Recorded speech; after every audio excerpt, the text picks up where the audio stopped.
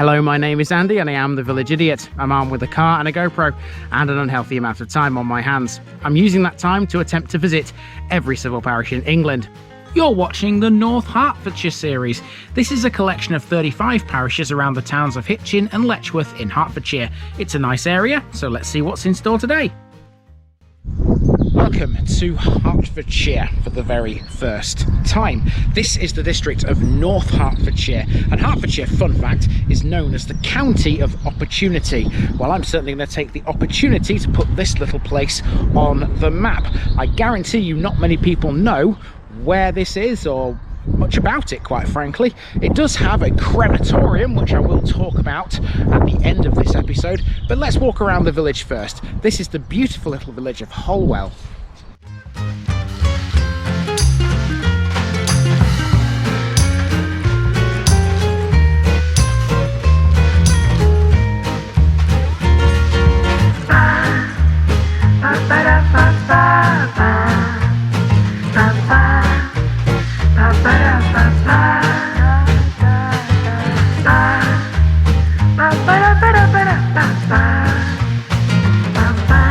Here's my disclaimer for people who may be watching me for the first time. I say things as I would in my native accent and dialect.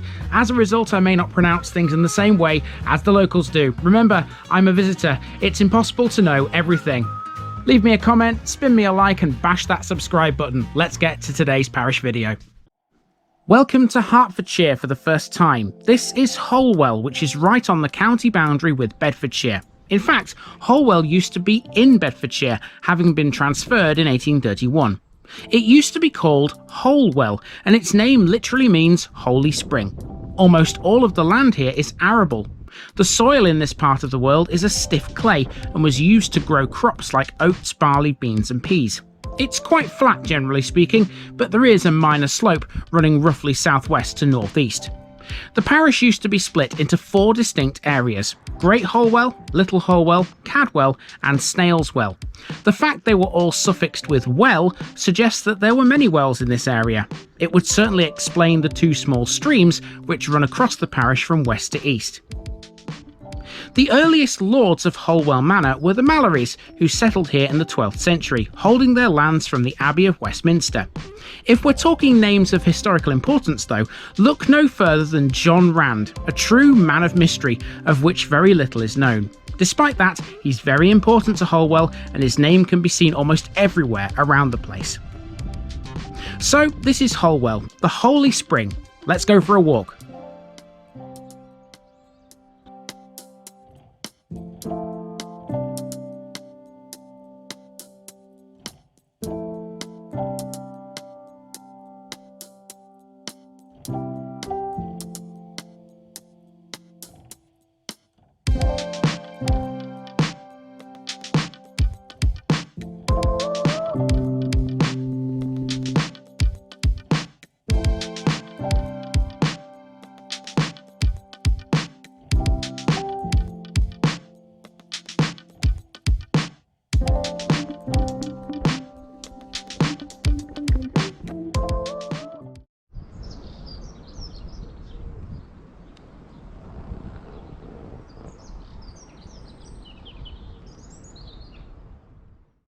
We begin at the parish notice board located on the corner of Rands Meadow. Mark off Holwell, folks. 1 down and 34 to go in North Hertfordshire. Throughout the village you'll see lots of references to John Rand. Here's one such example. This is the John Rand Recreation Ground, which is your typical village sports area. It has a collection of football pitches and a cricket square, as well as Holwell Bowls Club. There's a decent sized playground too.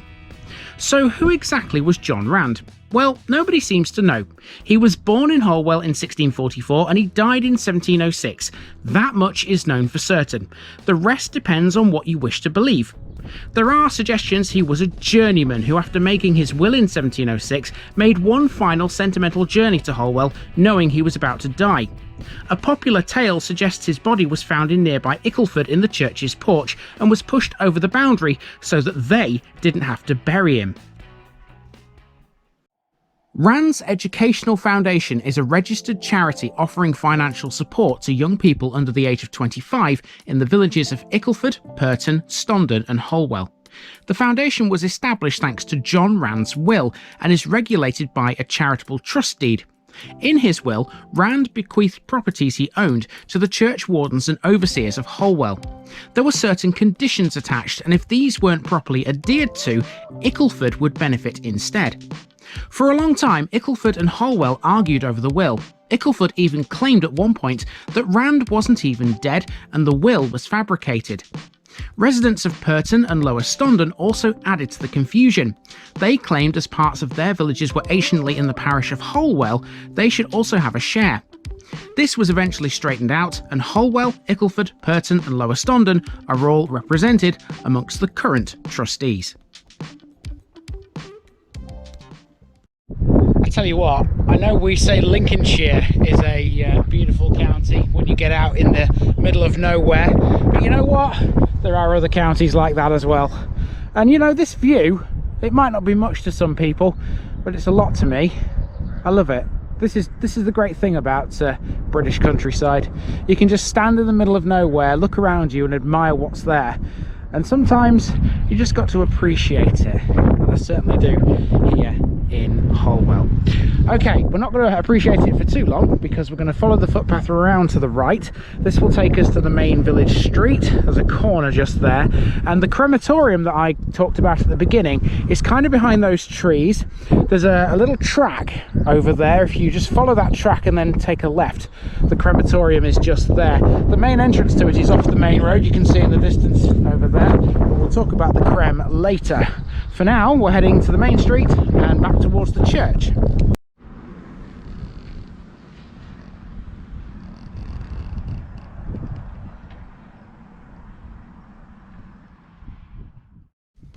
We've emerged from that path onto Purton Road. Purton is a much larger village than Holwell, and that episode is coming next week. Stick around for it. It's on this road we find the village hall, and wouldn't you just know it, its official name is also John Rand related. This is the John Rand Village Hall. It was built in 1929. It holds a public entertainment licence and has recently been refurbished. This is the go-to place in Holwell for any kind of function. Next door is the new rectory. Holwell has an old rectory as well, which is set back from Purton Road. It's valued at over £2 million, making it one of the most expensive in the village. Just before we get to the church, which is never too far away from a rectory of course, we find a notable postbox, this one from the time of George V. And there's yet more John Rand related buildings as we pass Rands cottages. There are 4 of these, which were built by the Rands charity in 1867. To say that John Rand was quite important to Holwell, I think is a bit of an understatement. His name is all over this place. Okay, we're approaching the church. Some nice houses here on the left, just opposite it. The church entrance is just there, and this is a nice little church with a sort of pyramidal roof. Can I say that? Is that a thing? Pyramid shaped roof. Let's say that. There it is on the tower. So let's go and explore this next.